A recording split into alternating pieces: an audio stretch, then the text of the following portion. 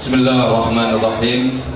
Assalamualaikum warahmatullahi wabarakatuh.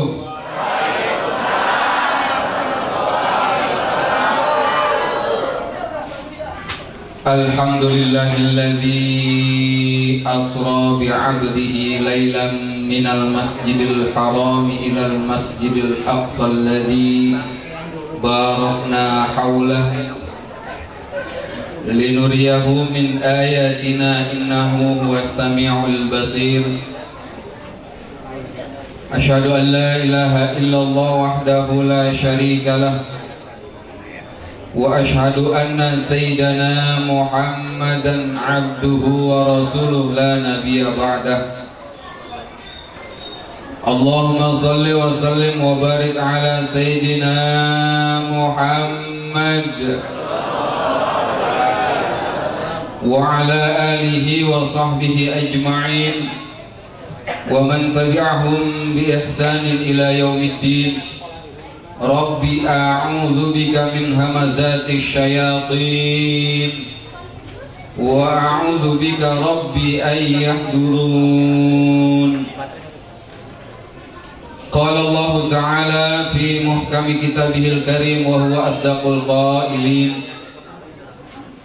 Utlu ma uhiya ilaika minal kitab wa aqimis shalah innas salata tanha 'anil fahsya'i wal munkar wa la dzikrullahi akbar wallahu ya'lamu ma tasna'un. Qala Rasulullah sallallahu alaihi wasallam, sallu kama ra'aitumuni usalli. Ay kama qala Rasulullah sallallahu alaihi wasallam. Amma ba'd. Yang sama-sama kita hormati Ketua DKM Masjid Al-Barokah Fadilatul Mukarram Bapak Dr. Muhsin,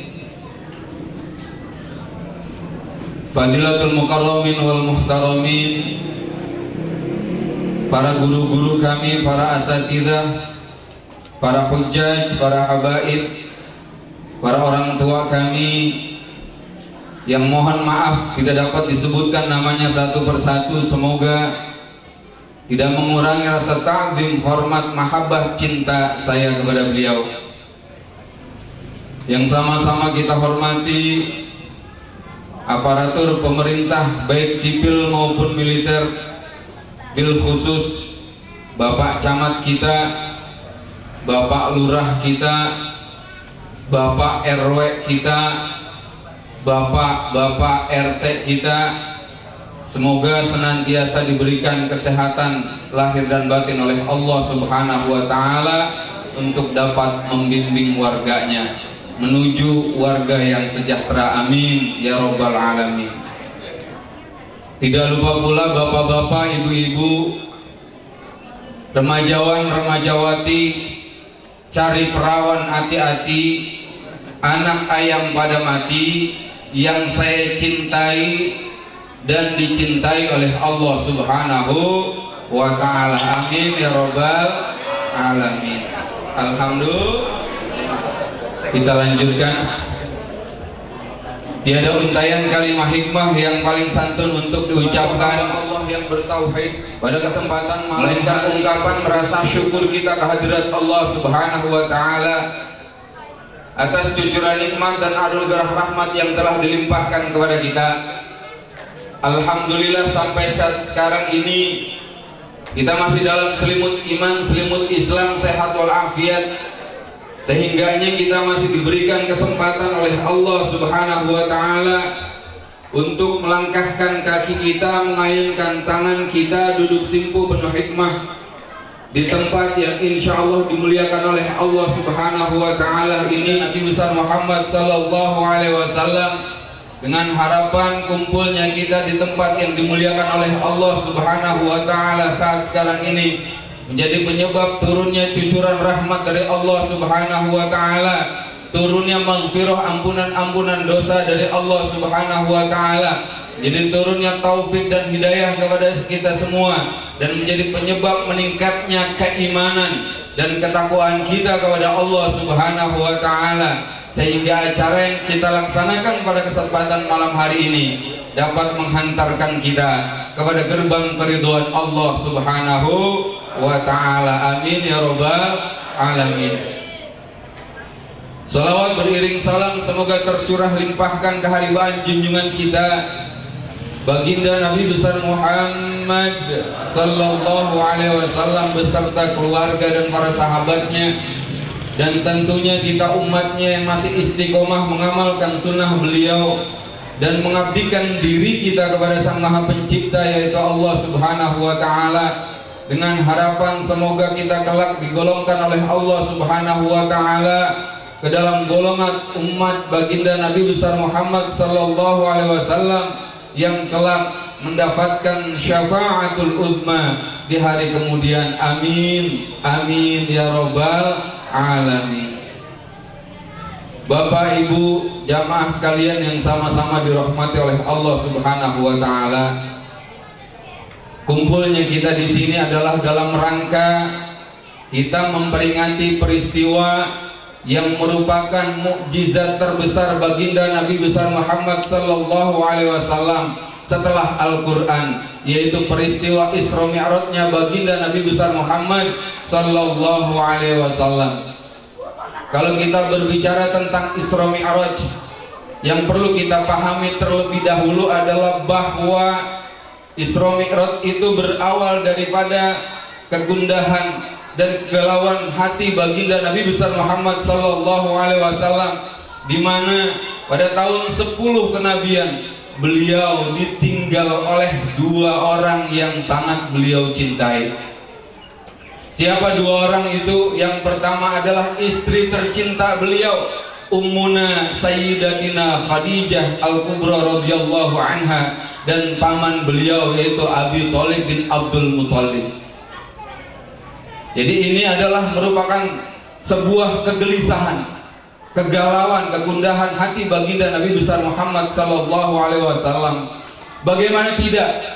Beliau ditinggal oleh seorang istri yang sangat beliau cintai, istri yang memberikan keturunan kepada beliau sampai saat sekarang ini, yaitu Sayyidatina Khadijah.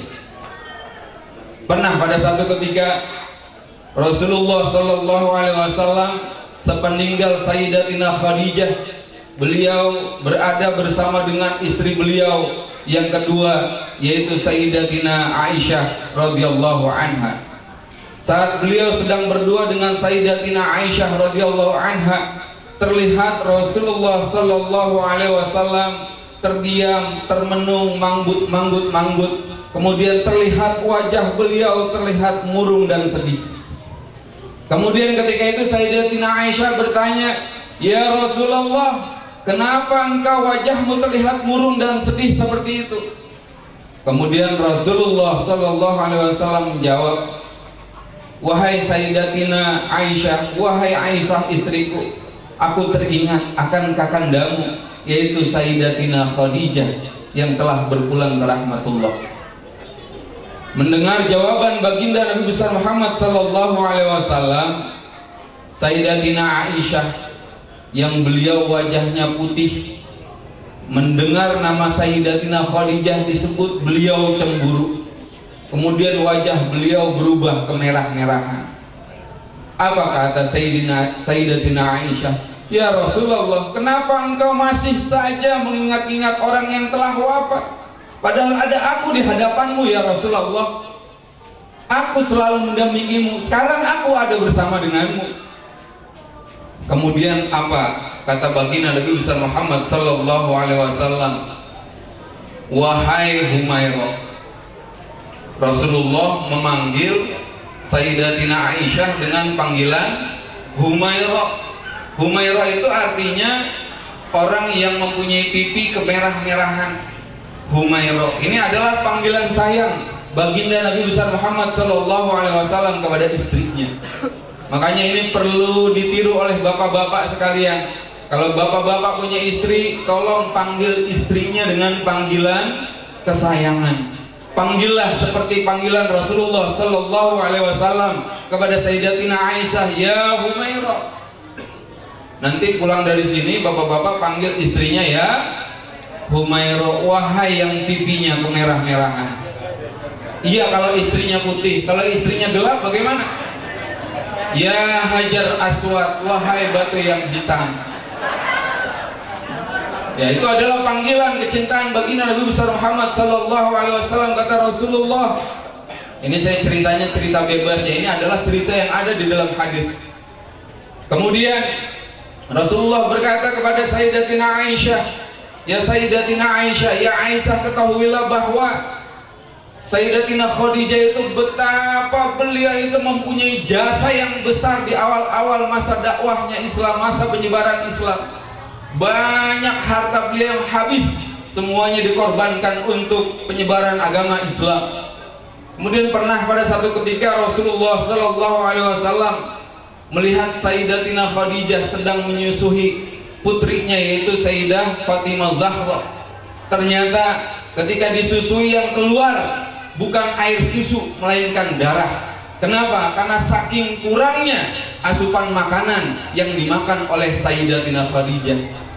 Melihat kondisi demikian, Rasulullah bersedih, kemudian mendekati Sayyidatina Khadijah seraya memeluk beliau.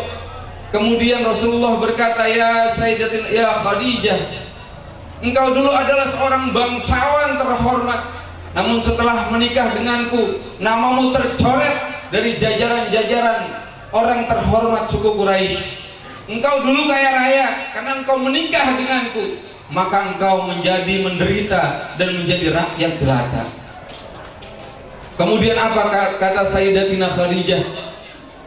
Kata Sayyidatina Khadijah, ya Rasulullah, andai kata engkau berjalan kemudian jalanmu itu terhenti karena ada jurang di depanmu, maka aku rela tertelungkup, terbaring untuk engkau injak-injak agar engkau bisa melalui jurang itu untuk berdakwah terus di jalan Allah Subhanahu wa ta'ala. Subhanallah, betapa hebat pengorbanan ibu kita Ummuna Sayyidatina Khadijah.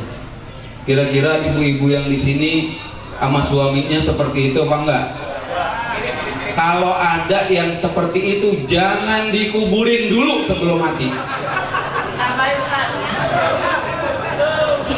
Ya. Jadi begitu besar Sayyidatina Khadijah perjuangan terhadap Islam.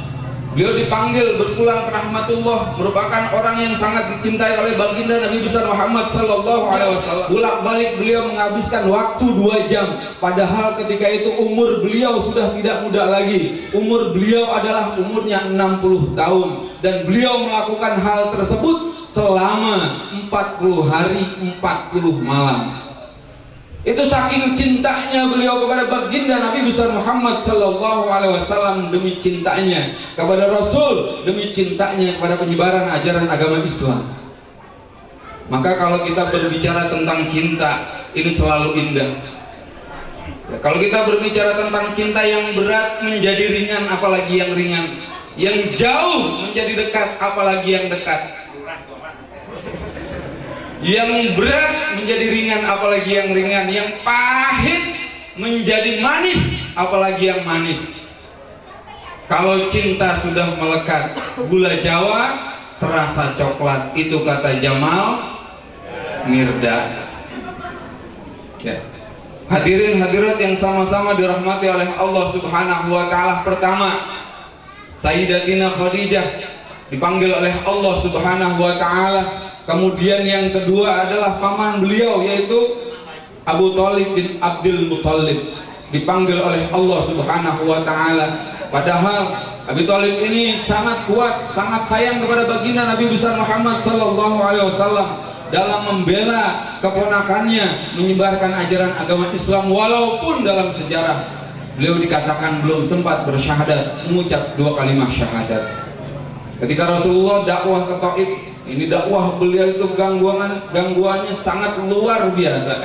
Ketika beliau dakwah ke Taif, beliau bukannya disambut malah disambit Rasulullah dengan batu, akhirnya darah keluar dari wajah beliau, dari gigi beliau. Kemudian beliau menanggapi, beliau menjaga agar darah tersebut tidak jatuh dan menetes di bumi.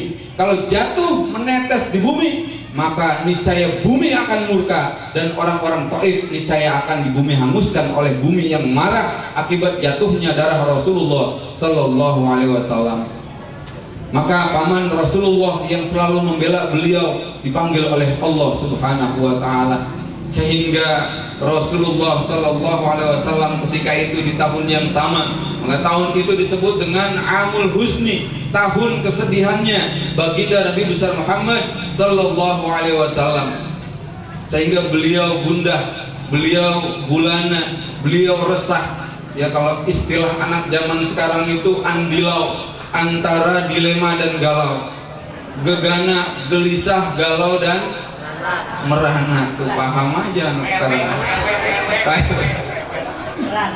Ya, beliau gelisah. Akhirnya Allah Subhanahu wa taala memberikan hiburan kepada baginda Nabi besar Muhammad sallallahu alaihi wasallam dengan diadakannya perjalanan Isra Mi'rajnya baginda Nabi besar Muhammad sallallahu alaihi wasallam. Jadi ketika itu dalam sebuah riwayat Rasulullah sallallahu alaihi wasallam itu sedang berada di Hijr Ismail bersama paman beliau yaitu Sayyidina Hamzah dan Sayyidina Abbas. Kemudian tiba-tiba datang jenderalnya malaikat. Siapa jenderalnya malaikat? Jibril alaihissalam bersama dengan Mikail, dikawal oleh Mikail. Dua malaikat ini datang bersama dengan binatang yang dinamakan dengan buruk. Buruk itu lebih besar dari keledai dan lebih kecil dari bigol. Apa itu bigol? Sejenis kuda. Ya, lebih besar dari keledai dan lebih kecil dari sejenis kuda. Nah, jadi kalau digambarkan buruk itu digambar-gambar mempunyai sayap kemudian kepalanya wanita, itu adalah penggambaran yang salah. Itu merupakan pelecehan terhadap baginda Nabi besar Muhammad sallallahu alaihi wasallam.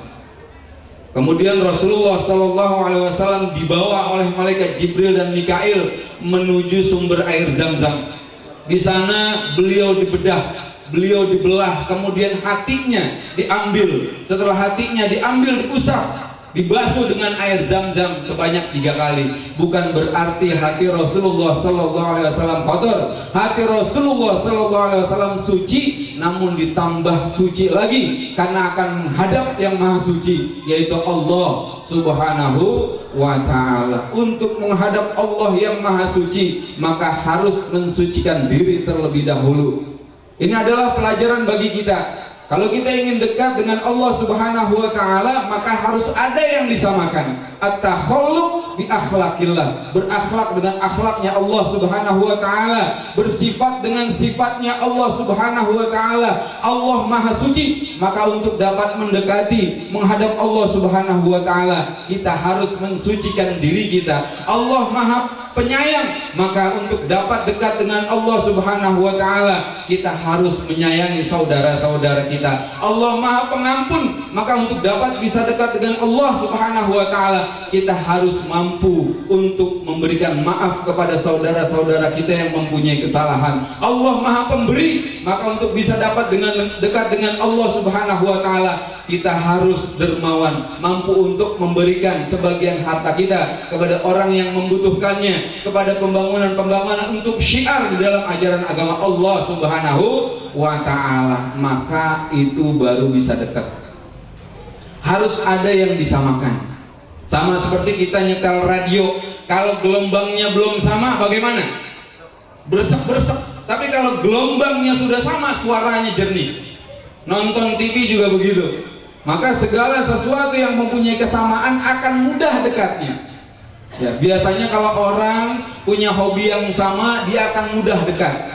Tukang mancing akan mudah dekat dengan tukang mancing karena mempunyai hobi yang sama. Orang yang senang nonton bola biasanya mudah ngobrolnya, cepat akrabnya dengan orang yang mempunyai hobi yang sama, yaitu hobi nonton bola. Orang yang ngerokok biasanya kumpulnya sama orang yang ngerokok. Kenapa? Karena mempunyai hobi yang sama. Air akan bertemu dengan air. Air sampai kapanpun tidak akan pernah bercampur dengan minyak karena berlainan jenis. Maka harus ada yang kita samakan. terutama dalam pembangunan masjid ini. Allah Maha Pemberi, maka kita harus memberi kalau ingin dekat dengan Allah Subhanahu wa ta'ala. Maka dibedahlah hati Rasulullah, dibersihkan, kemudian setelah dibersihkan dimasukkan kembali. Kemudian Rasulullah Sallallahu Alaihi Wasallam dari Masjidil Haram itu melesat menuju Masjidil Aqsa di Palestina. Ya, sesuai dengan firman Allah Subhanahu wa taala, Subhanalladzi asra bi 'abdihi lailan minal Masjidil Haram ilal Masjidil Aqsa alladzi barakna haula linuriyahu min ayatina innahu huwas samiul basir. Kemudian sampailah Rasulullah Sallallahu Alaihi Wasallam di Masjid Palestina atau Baitul Maqdis, Masjidil Aqsa. Dalam perjalanan sebuah hadis diriwayatkan beliau transit dulu. Transit kemana? Transit ke Thaibah melakukan sholat 2 rakaat. Dan ternyata Thaibah itu adalah nama dulunya kota Madinah yang saat sekarang ini. Tempat di mana Rasulullah setahun kemudian hijrah. Kemudian Rasulullah selain transit di Thaibah, Rasulullah transit di Bukit Sinai, di mana Nabi Musa alaihissalam berbicara dengan Allah Subhanahu wa taala. Setelah melakukan sholat sunnah 2 rakaat, beliau berangkat lagi, kemudian transit lagi di Bethlehem. Bethlehem itu tempat apa? Bethlehem itu adalah tempat di mana Nabi Isa alaihissalam dilahirkan. Bethlehem itu asal katanya adalah Baitul Lahmi, Baitun rumah, Lahmi daging, artinya rumah daging, karena tempat itu adalah tempat pemotongan hewan-hewan pemeliharaan untuk dimakan. Jadi Baitul Lahmi. Kemudian di Masjidil Aqsa itu ada yang namanya Yerusalem. Itu juga diambil dari bahasa Arab. Asal katanya Darussalam menjadi Yerusalem. Ya, jadi banyak bahasa Arab itu yang diadopsi bukan hanya oleh bahasa Ibrani sana di sana. Di kita juga menggunakan bahasa Arab seperti rumah. Rumah itu asal katanya dari apa? Dari rahmah, di mana tempat kumpulnya kasih sayang, ada anak, ada istri. Kemudian apalagi makanan juga kita adopsi dari bahasa Arab. Ada apa? Ada yang namanya contohnya seperti apem. Tahu apem nggak Pak? Kenal apem nggak Pak? Ya, apem itu sesungguhnya berasal dari bahasa Arab. Ya, asal katanya adalah afun. Karena mungkin orang Jawa susah untuk menyebutkan afun, maka menjadi apem. Ada lagi kalau di bulan puasa itu kolak. Ya. Kolak itu asal katanya dari kholkun, manusia. Karena susah nyebut huruf khok, jadi kolak. Ada lagi ketan. Ya, ketan itu asal katanya dari bahasa Arab, yaitu khotoan. Karena susah nyebut khotoan, maka jadi ketan. Maka ada yang namanya kolak, ada yang namanya ketan, ada yang namanya apem di bulan puasa itu. Kolak artinya ciptaan atau manusia, khotoan suka melakukan kesalahan, maka makanlah apem, mendapatkan ampunan dari Allah Subhanahu wa ta'ala. Ada doa, Allahumma innaka afuwun karim tuhibbul afwa fa'fu anna. Ya, itu masih banyak lagi Bu. Ada janur, ja'anur, datang cahaya. Ada gapura, asalnya dari gopur, yang lewat situ diampuni dosanya oleh Allah Subhanahu wa ta'ala. Banyak. Kemudian Rasulullah Sallallahu Alaihi Wasallam sampai di Baitul Maqdis. Beliau sholat di sana berjamaah dengan 24 nabi yang lainnya secara ruh. Kemudian Rasulullah dari Baitul Maqdis beliau Mi'raj. Mi'raj naik menuju langit ketujuh, tembus langit ketujuh menuju Sidratul Muntaha. Ya, di setiap langit beliau berjumpa dengan para nabi. Langit pertama bertemu dengan Nabi Adam. Ini Nabi Adam ini adalah Abul Bashar, nenek moyangnya manusia. Ini adalah merupakan isyarat bagi kita. Kalau kita ingin melakukan perjalanan jauh Kalau ingin kita berziarah ke tempat-tempat para wali, maka hendaknya kita sowan, kita pamitan kepada orang-orang tua kita terlebih dahulu, karena orang tua kita adalah sumbernya keramat. Apa itu keramat? Keramat adalah bukan tempat yang angker, tapi keramat adalah asal kata dari karim, karomat, orang-orang yang memiliki kemuliaan. Minta doa sama orang tua kita agar perjalanannya diberikan keberkahan dan keselamatan oleh Allah Subhanahu wa Ta'ala. Jadi naik ketemu Nabi Adam, ketemu Nabi Yahya, ketemu Nabi Isa, ketemu Nabi Yusuf, dan ketemu nabi-nabi yang lain. Ini dijelaskan di dalam surat Al-Isra ayat pertama. Jadi kalau kita berbicara tentang Isra-nya Rasul, kita harus pahami terlebih dahulu Isra itu apa sih? Jadi Isra itu artinya pergi di malam hari. Kalau dalam tata bahasa Arab, yang namanya pergi itu kata-katanya bermacam-macam. Ada yang namanya zahaba. Zahaba itu perginya cuma sebentar doang kan. Ana adhabu ila suq, saya pergi ke pasar, habis itu balik lagi. Ana adhabu ila maktab, saya pergi ke kantor, kemudian setelah itu balik lagi. Itu namanya zahaba. Kemudian ada lagi safaro. Safaro itu perginya agak rada jauh. Ana adhabu ila qaryah, saya pergi ke desa. Kalau habis lebaran pulang kampung, makanya disebut musafir. Kemudian asra. Asra itu adalah pergi yang sangat jauh sekali. Asra bi abdihi.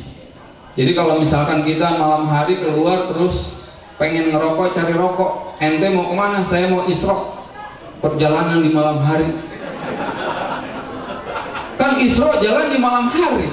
Ya, tapi isra ini dikhususkan hanya untuk baginda Nabi besar Muhammad sallallahu alaihi wasallam. Jadi Isra adalah berjalan di malam hari. Subhanalladzi asra bi abdihi, abdun, hambanya Allah, yaitu baginda Nabi besar Muhammad sallallahu alaihi wasallam. Kenapa tidak dikatakan asra bi Muhammadin? Karena hamba itu jelas. Kalau asra bi Muhammadin, khawatirnya nanti Rasulullah sallallahu alaihi wasallam setelah Isra diangkat menjadi Tuhan, sebagaimana Nabi Isa diangkat menjadi Yesus. Makanya dijelaskan abdun. Nabi Muhammad itu bukan Tuhan, tapi Nabi Muhammad itu adalah abdun, hambanya Allah Subhanahu wa Ta'ala. Bi abdihi laila. Laila di malam hari. Di sini ada perempuan yang namanya Laila. Kalau ada perempuan yang namanya Laila, berarti perempuan malam. Iya, perempuan malam, perempuan yang suka bangun malam untuk bertahajud kepada Allah Subhanahu wa Ta'ala.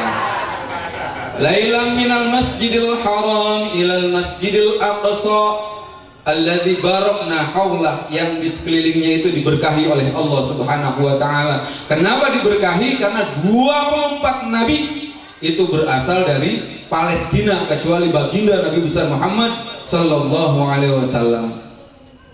Kemudian Rasulullah melesat melewati 7 lapis langit.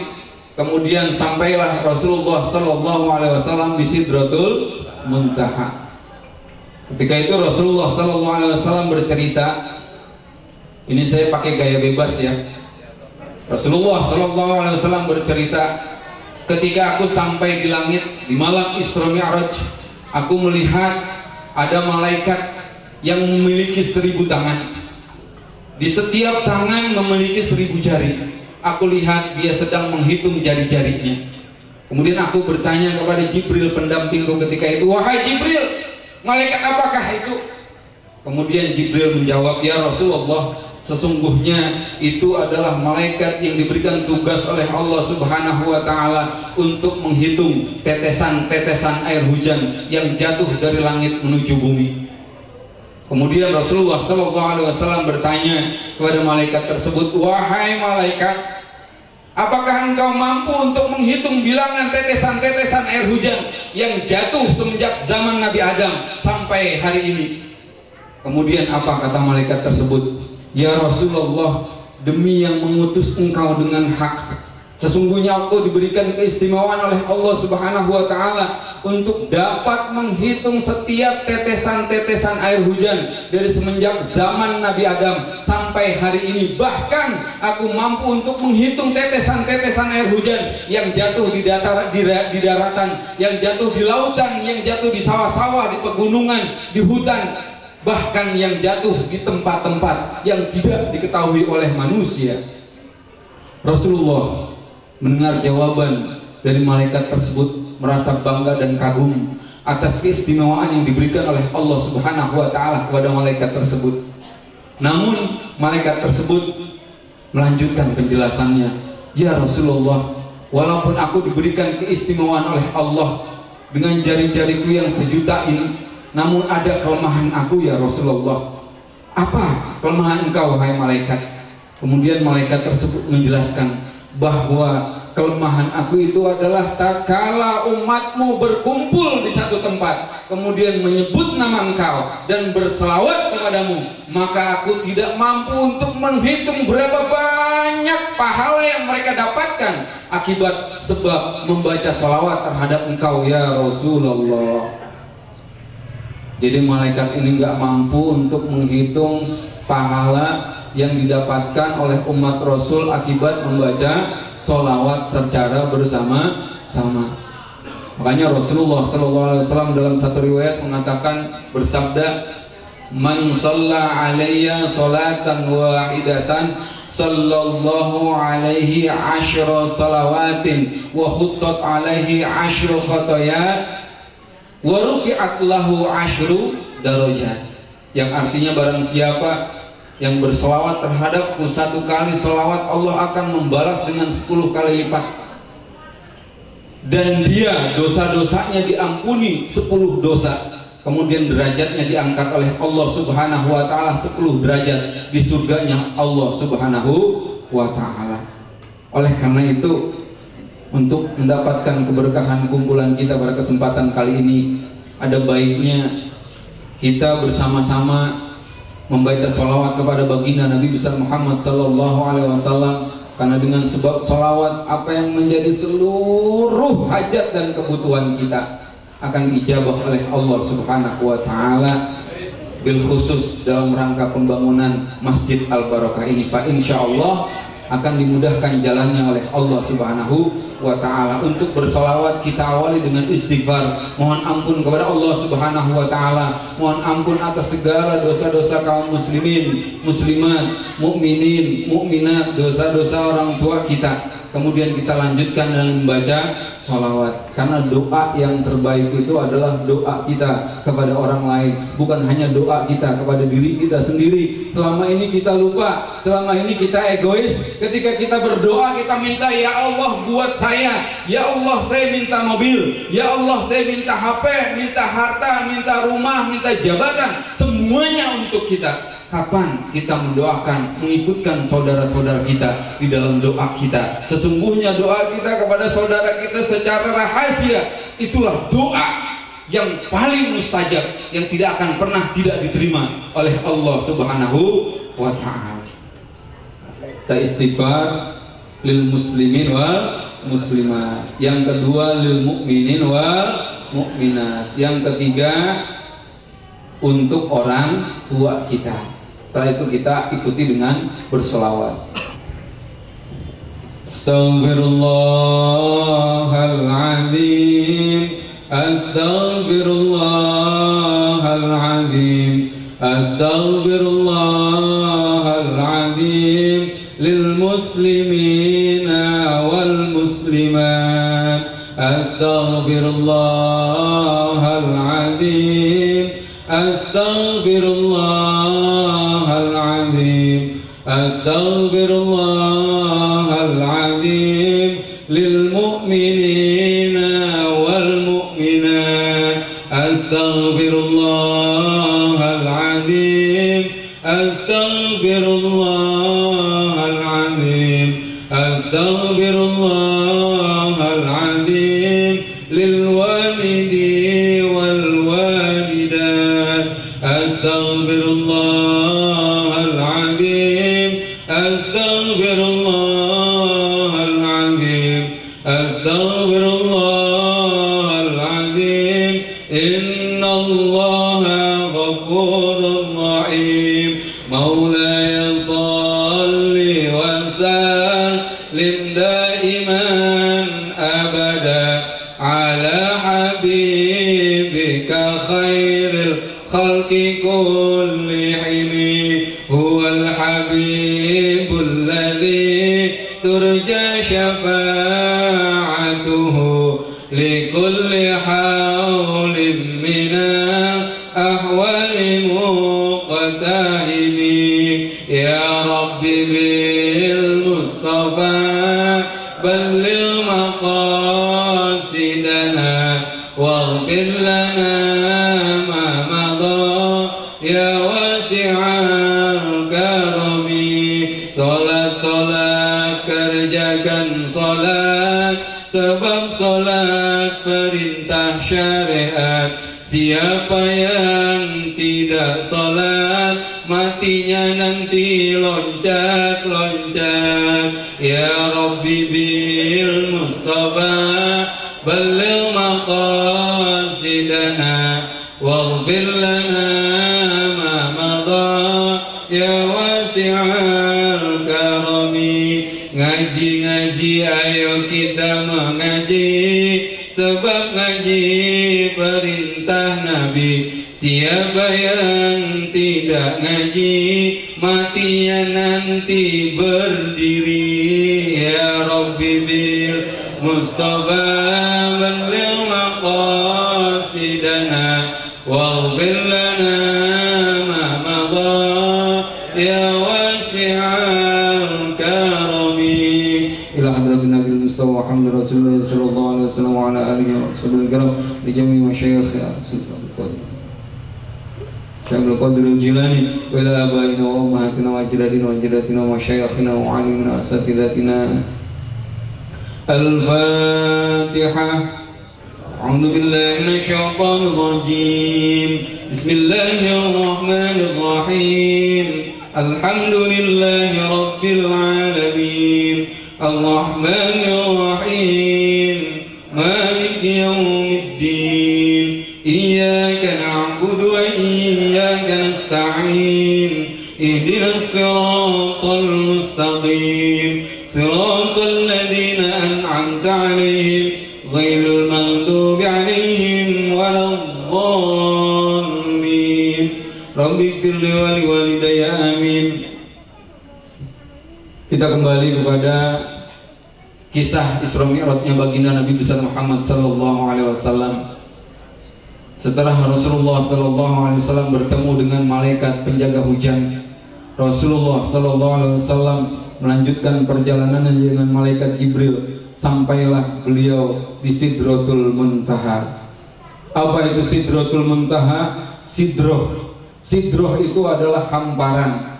Muntaha itu adalah tempat yang paling ujung di jagat raya alam semesta ini. Jadi sidroh itu kalau digambarkan seperti bunga teratai. Sidroh di sekelilingnya itu ada daun.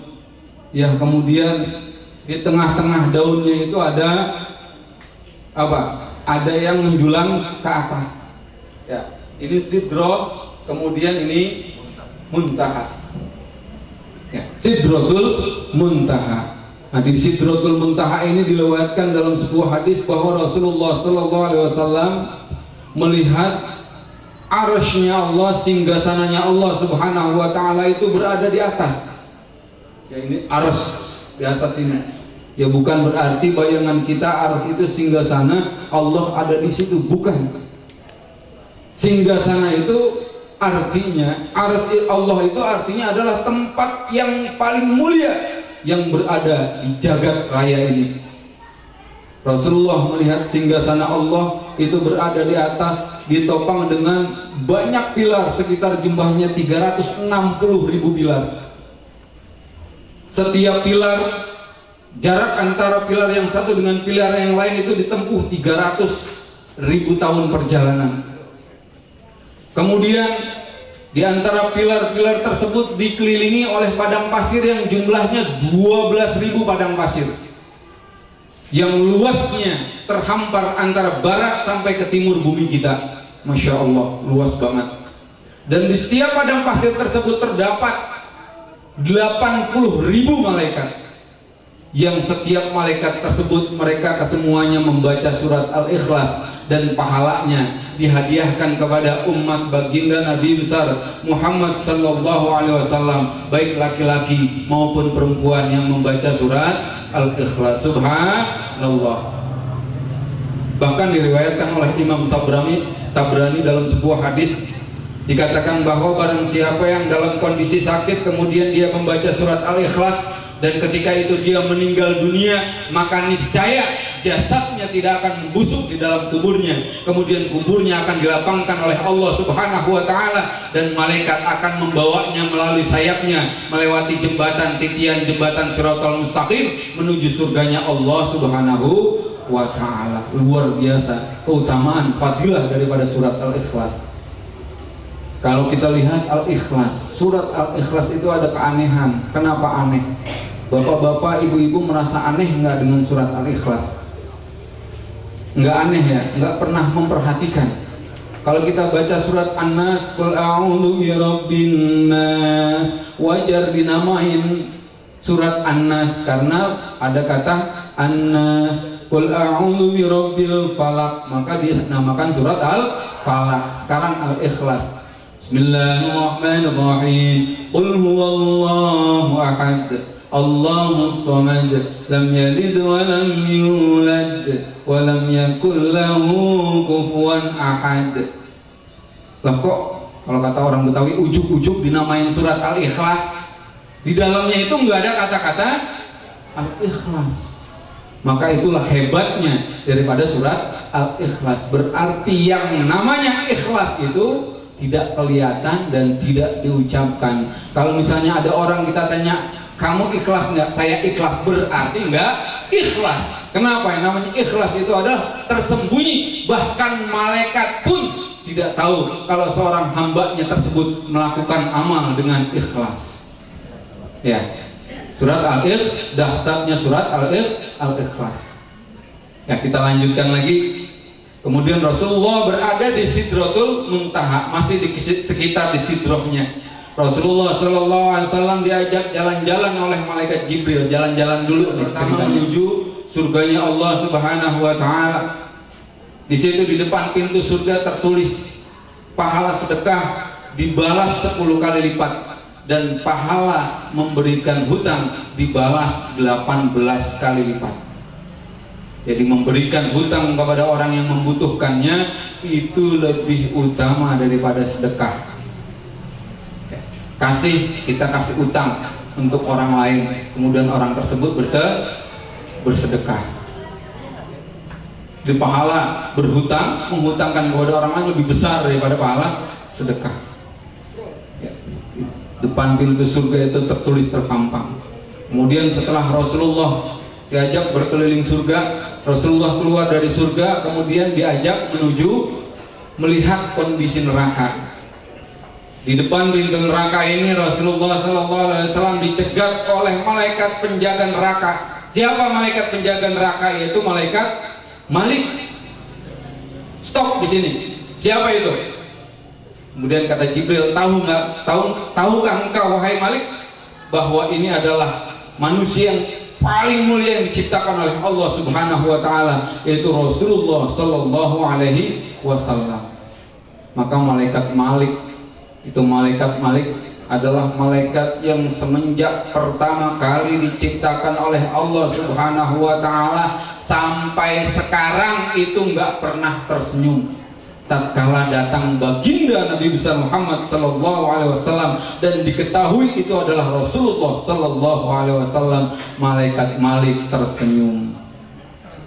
Monggo baginda. Kemudian setelah Rasulullah masuk melihat-lihat neraka, dia pasang muka angker lagi. Ya. Jadi malaikat Malik itu adalah malaikat yang paling serem yang pernah diciptakan oleh Allah Subhanahu Wa Taala. Kenapa? Karena tidak pernah tersenyum. Itu kata Pak Camat tadi, kalau kasih pelayanan harus senyum. Makanya orang yang susah tersenyum, orang yang jarang tersenyum dalam ilmu psikologi itu termasuk ke dalam kategori orang yang mempunyai penyakit gila ringan. Orang yang susah tersenyum. cemberut aja, lama kelamaan pipinya turun.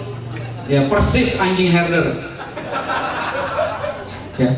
Dan untuk tersenyum pun itu ada ilmunya. Enggak cuma hanya sekedar tersenyum. Kalau kita mau senyum itu kita lihat kaca dulu. Kira-kira bibir kita itu udah pas apa belum? Senyum yang baik itu adalah senyum ke kanan 1 cm, ke kiri 1 cm, diukur pakai jari, baru tersenyum. Ada ilmunya. Kata Rasulullah, tabassumuka fi wajhi akhika shadaqatun. Senyummu terhadap saudaramu adalah sedekah. Maka tersenyumlah, senyumnya karena Allah Subhanahu wa ta'ala. Punya duit tersenyum, enggak punya duit bisa begitu. Sakit senyum, sehat senyum, ya. Bisa nggak begitu? Kalau sudah bisa begitu, berarti dia sudah bisa mengikuti daripada akhlaknya baginda Nabi besar Muhammad Sallallahu Alaihi Wasallam. Dan tadi dikatakan di antara akhlak Rasulullah Sallallahu Alaihi Wasallam dan hikmah daripada Isra Mi'raj adalah sabar. Tahu nggak bapak-bapak, ibu-ibu, sabar itu apa? Ketika kita dicubit sekali, kita nggak ngebalas, sabar nggak?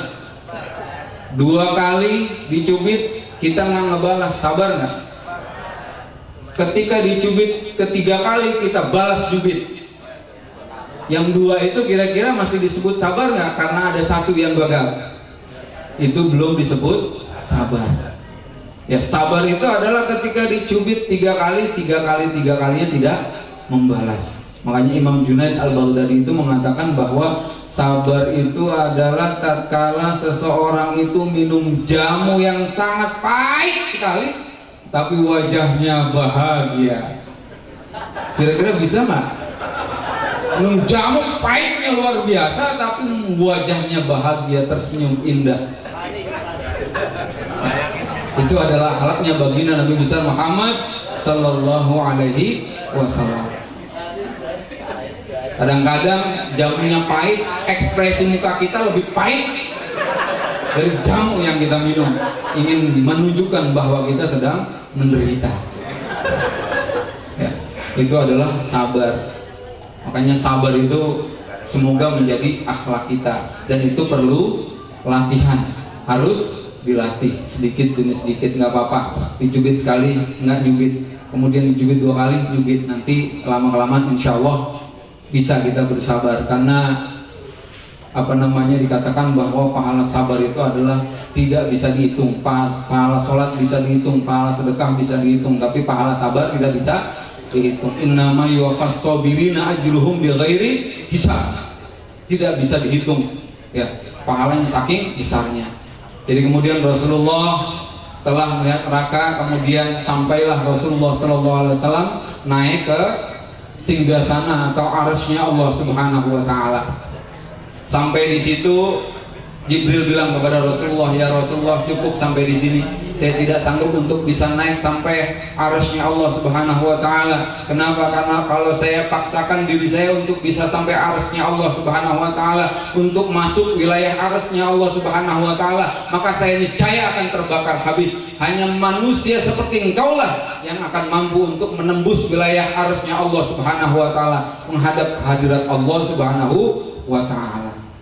Makanya Allah Subhanahu wa taala wajar berfirman, walaqad karramna bani Adam. Ya. Walaqad karramna bani Adam. Walaqad khalaqnal insana fi ahsani taqwim. Manusia itu diciptakan dalam bentuk yang sebaik-baiknya. Dalam diri manusia itu ada 4 unsur. Yang pertama unsur air. Ya, kita ada darah. Kemudian ketika kita ke toilet kita buang air seni. Kemudian yang kedua ada unsur angin. Ya, di dalam diri kita ada angin. Kalau kelebihan angin kita suka buang angin. Kemudian unsur yang ketiga apa? Unsur yang ketiga adalah api. Ya, tubuh kita ini hangat. Kadang-kadang kalau kita lagi sakit, kita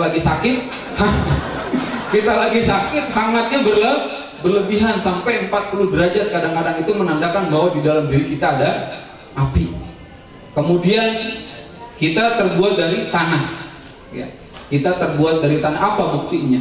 Seputih-putihnya orang kalau sedang berkeringat kemudian digaruk itu ada apa? Ada tanahnya, ada daki kalau bahasa kita. Sumbuhnya itu adalah tanah. Maka lengkap unsurnya ada 4. Kemudian walaqad karramna bani Adam.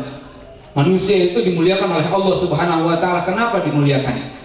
Karena manusia adalah makhluk dinamis yang diberikan nafsu oleh Allah Subhanahu wa taala. Karena manusia makhluk yang dinamis, dengan nafsunya kadang-kadang manusia bisa baik, kadang-kadang manusia bisa jahat.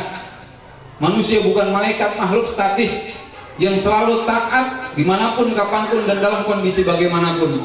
Namun dengan nafsunya manusia bisa melebihi derajat malaikat di hadapan Allah Subhanahu wa taala. Bahkan manusia mampu untuk memerintahkan malaikat. Kemudian manusia bukan juga iblis, makhluk yang selalu membangkang perintah Allah Subhanahu wa taala. Namun dengan nafsunya manusia bisa melebihi kebejatan, kedurjanaan, kesesatan iblis kepada Allah Subhanahu wa taala. Ya, singkat cerita, Rasulullah sallallahu alaihi wasallam akhirnya berangkat sendiri ke arasnya Allah Subhanahu wa taala. Ya, di sana Rasulullah sallallahu alaihi wasallam mendapat perintah salat yang pertamanya itu adalah 5 waktu. Kemudian berkat nasihat daripada Nabi kita Nabi Musa alaihissalam, maka sholatnya bilangannya berkurang jadi 5 waktu. Seandainya Nabi Musa tidak memberikan masukan kepada Rasulullah sallallahu alaihi wasallam, sekarang ini kita sholat 50 waktu. Ya, 24 jam 50 waktu. Itu setiap jam 1 jam sekali kita sholat. 5 waktu aja kita kadang-kadang masih bolong-bolong, apalagi yang 50 waktu. Makanya kita berterima kasih kepada Nabi Musa alaihissalam. Ya, jadi sholat 5 waktu. Selain sholat terjadi dialog yang menarik lainnya, yaitu ketika itu Rasulullah SAW ditanya oleh Allah Subhanahu wa taala, "Ya Muhammad," Allahumma sholli wa sallim wa barik alaihi. Allah bertanya kepada Nabi Muhammad SAW, "Milik siapakah engkau ini?" Rasulullah menjawab, "Aku adalah milik engkau ya Allah." "Ya Muhammad, milik siapakah alam semesta ini?" "Alam semesta ini adalah milik engkau dan isinya ya Allah." Kemudian ditanya lagi oleh Allah, "Ya Muhammad, milik siapakah aku ini?" Rasulullah terdiam sejenak. Kemudian Allah Subhanahu wa taala berfirman, "Anta liman shalla alaika." Ana liman shalla alaika. Aku adalah milik orang yang mau berselawat kepadaku. Jadi Allah Subhanahu wa taala akan menjadi milik kita manakala kita istiqomah mudawamah untuk bersolawat kepada baginda Nabi besar Muhammad sallallahu alaihi wasallam. Kembali kepada perintah salat. Jadi Rasulullah sallallahu alaihi wasallam kembali dari Mi'rajnya, kemudian ke Mekah membawa perintah salat. Perjalanan yang sangat-sangat jauh ditempuh hanya dalam waktu 8 jam. Sementara kalau kita lihat dari Masjidil Haram menuju Masjidil Aqsa itu jaraknya 1500 km. Itu ditempuh dengan sekejap mata. Kalau kita naik onta dari Masjidil Haram menuju Palestina itu baru sampai 3 bulan kemudian. Ya, dulu juga Rasulullah kalau pergi haji itu naik onta. Makanya kalau sekarang ada orang yang pergi haji naik pesawat itu adalah bid'ah. Tidak ada di zaman baginda Nabi besar Muhammad sallallahu alaihi wasallam. Maka kalau pergi haji pakai onta. Ya onta dah, kapan sampainya? Wallahu a'lam bishawab. Ya, jadi dari Masjidil Haram ke Masjidil Aqsa cepat sekali. Kemudian dari Masjidil Aqsa langsung ke langit ketujuh. Sementara jarak antara bumi dengan langit itu kalau ditempuh 500 tahun perjalanan. Dari langit yang satu ke langit yang lain 500 tahun lagi. Kalau kita bandingkan jarak antara bumi kita dengan matahari, itu jaraknya adalah 150 juta kilometer. Sementara kecepatan yang paling cepat saat sekarang ini adalah kecepatan cahaya, yaitu 300.000 kilometer per detik. Itu kecepatan yang paling cepat adalah kecepatan cahaya. Jadi kalau matahari menyinari kita, itu adalah sinar yang ditembakkan oleh matahari ke bumi 8 menit yang lalu. 8 menit yang lalu matahari menembakkan sinyalnya baru sampai kepada kita. Saking jauhnya. belum lagi matahari itu ada di Andromeda, galaksi Bima Sakti. Galaksi Bima Sakti ada lagi galaksi Andromeda, dan bermiliar-miliar matahari seperti matahari yang menyinari bumi kita. Saking banyaknya, saking luasnya alam semesta ini. Makanya banyak orang yang tidak percaya, tapi karena ini yang menjalankan adalah Allah Subhanahu wa taala. Subhanalladzi dikatakan dengan kata-kata subhana, sesuatu yang sangat menakjubkan. Rasulullah mendapatkan perintah salat. Ya, Rasulullah mendapatkan perintah sholat. Kemudian sholat ini adalah perintah yang istimewa langsung dari Allah Subhanahu wa taala kepada Rasulullah, dibawa oleh manusia yang mulia itu Rasulullah sallallahu alaihi wasallam, untuk dilaksanakan oleh umat yang mulia yaitu umat Rasulullah sallallahu alaihi wasallam, dengan harapan umat Rasulullah sallallahu alaihi wasallam menjadi umat yang mulia di dunia dan akhirat. Makanya melaksanakan sholatnya itu harus zahiran wa batinan, lahir dan batin. Ikut baginda Rasulullah sallallahu alaihi wasallam itu harus zahiran wa batinan, lahir dan batin, luar dan dalam. Ya, lahir dan batin, luar dan dalam. Maka kita akan sempurna ikut Rasulullah sallallahu alaihi wasallam. Dikatakan oleh Allah bahwa sholat itu dapat mencegah perbuatan keji dan munkar. Ternyata banyak orang sholat, keji jalan terus, munkar jalan terus, bohong jalan terus, akhirnya jadi jamu STMJ, sholat terus, maksiat jalan. Kenapa seperti itu? Karena dia sholat tidak sadar dengan sholat yang dia lakukan. Dia tidak sadar dengan sholat yang dia lakukan. Sholatnya tidak lahir dan batin. Ketika takbir Allahu Akbar yang artinya adalah Allah Maha Besar, namun ternyata pikiran kita mengatakan hartalah yang terbesar, jabatanlah yang terbesar, hutanglah yang terbesar, nafsulah yang terbesar, pangkatlah yang terbesar, sehingga ada ketidakkompakan antara apa yang kita ucapkan dengan yang kita pikirkan. Sholat seperti itu adalah sholat orang yang lindur, orang yang tidak serasi, orang yang tidak sinkron apa yang diucapkan dengan yang dikatakan. Sholatnya orang yang tidak sadar, orang yang melindur. Ya, takbirnya sama seperti takbir Nabi, sujudnya sama seperti sujud Nabi, bacaannya sama seperti bacaan baginda Nabi besar Muhammad sallallahu alaihi wasallam. Namun apakah sama sholat kita dengan sholat Rasulullah? Apakah sama khusyuk kita dengan khusyuknya Rasulullah? Apakah sama batin kita dengan batin baginda Nabi besar Muhammad sallallahu alaihi wasallam? Apakah sama perilaku kita dengan perilaku baginda Nabi besar Muhammad sallallahu alaihi wasallam? Sedikit lagi.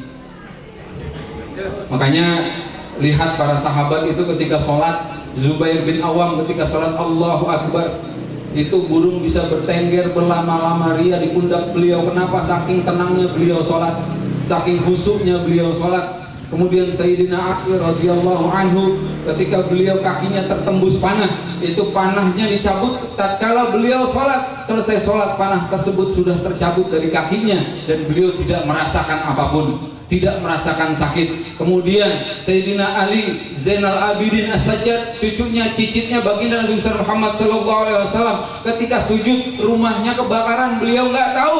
Selesai sujudnya rumahnya habis, hangus, terbakar semuanya. Ketika sujud beliau tidak sadar bahwa rumahnya terbakar.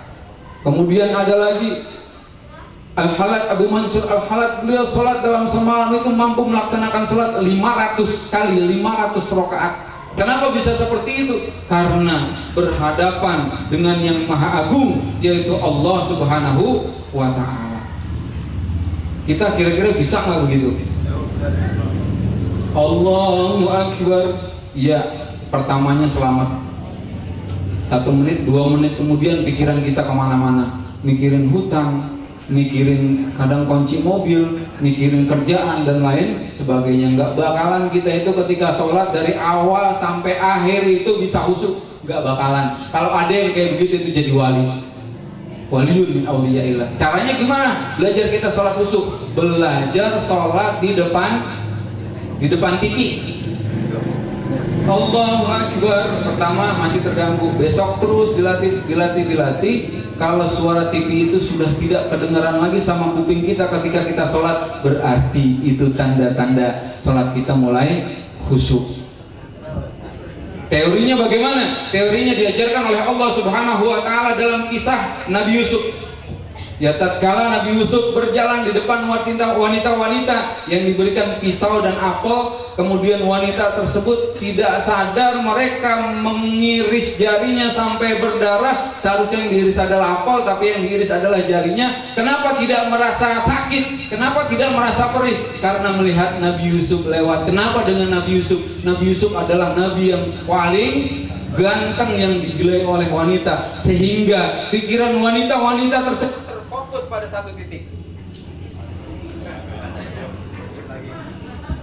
Tes, ini kayaknya disuruh udahan ya. Sebentar, biar tuntas ya. Kalau ngegantung kan gak enak. Jadi Nabi Yusuf lewat, saking gantengnya Nabi Yusuf, itu pisau ternyata motong tangan, tapi kagak berasa tangannya dipotong. Kemudian setelah Nabi Yusuf lewat di hadapan mereka kemudian menghilang, baru mereka sadar, baru mereka merasakan sakit. Ternyata jari mereka yang dipotong, keluar darah. Tapi ketika dipotong Nabi Yusuf lewat, tidak berasa sakit. Kenapa? Karena pikirannya terfokus pada satu titik, yaitu dengan kegantengan, ketampanan Nabiullah Yusuf alaihissalam. Kita juga begitu. Dengan Isra Mi'raj ini kita pelajari, kita ambil hikmahnya atas kebesaran Allah Subhanahu wa ta'ala menciptakan alam raya sebesar ini. Kita kagum atas kekuasaan Allah Subhanahu wa ta'ala. Kemudian ketika kita sholat, kita menghadap Zat yang Maha Agung, maka Pak, insya Allah sholat kita bisa khusyuk. Insya Allah sholat kita bisa khusyuk untuk menambah keimanan kita kepada Allah Subhanahu wa ta'ala. Makanya ini dipakai sebagai ilmu hipnotis. Ya, ilmu hipnotis itu caranya bagaimana? Mengalihkan pikirannya dari satu titik. Ketika kita di mobil, kemudian tiba-tiba ada teriak kecelakaan, semua pikiran itu terfokus ke sana. Tiba-tiba setelah mobil itu lewat, kecelakaan sudah berlalu, apa yang terjadi? Dompet hilang, nggak sadar, pikirannya fokus ke sana, tiba-tiba itu hanya pengalihan pikiran, copet mulai beraksi. Ya. Jadi ini adalah ilmu hipnotis. Makanya kita dengan Isra Mi'raj baginda Nabi besar Muhammad SAW ini semoga semakin menambah keimanan kita, semakin menambah ketakwaan kita kepada Allah Subhanahu wa ta'ala, dan kita mampu menjalani kehidupan ini dengan sebaik-baiknya. Kalau jadi pedagang, menjadi pedagang yang baik. Kalau jadi guru, menjadi guru yang baik. Kalau jadi camat, menjadi camat yang baik. Kalau jadi lurah, menjadi lurah yang baik. Kalau jadi RW, menjadi RW yang baik. RT yang baik, guru yang baik, pejabat yang baik, tetangga yang baik, saudara yang baik, orang tua yang baik. Semoga dengan perbuatan-perbuatan baik kita digolongkan oleh Allah Subhanahu wa ta'ala ke dalam golongan hamba Allah yang baik, dan ditempatkan tempat terbaik, yaitu surga Jannatul Naim bersama baginda Nabi besar Muhammad sallallahu alaihi wasallam, manusia terbaik. Amin ya rabbal alamin. Dan kita berdoa semoga Allah angkat penyakit-penyakit rohani yang ada di dalam diri kita. Penyakit kikir, penyakit pelit, penyakit medit, penyakit senang melihat orang lain susah, susah melihat orang lain senang, penyakit egois, ya, penyakit sombong, penyakit takabur. Karena yang menyebabkan kita sulit untuk bisa masuk surganya Allah Subhanahu wa ta'ala adanya penyakit-penyakit yang merupakan sifatnya iblis laknatullah alaih. Kalau masih ada sifat itu di dalam diri kita, sebanyak apapun kita sholat, sebanyak apapun kita sedekah, seberapa kalinya pun kita pergi haji, seberapa banyak pun kita melakukan membayar zakat, pergi haji bolak-balik, kalau masih ada sifat-sifat penyakit rohani di dalam diri kita, maka kita tidak akan pernah bisa masuk ke dalam surganya Allah Subhanahu wa ta'ala. Karena tempatnya iblis adalah bukan di surga, tempatnya iblis adalah di nerakanya Allah Subhanahu wa ta'ala. Kita mohon kepada Allah, semoga Allah selalu senantiasa memberikan kekuatan kita, mengistiqomahkan kita untuk dapat berbuat baik, memanjangkan umur kita dalam taat kepada Allah Subhanahu wa ta'ala.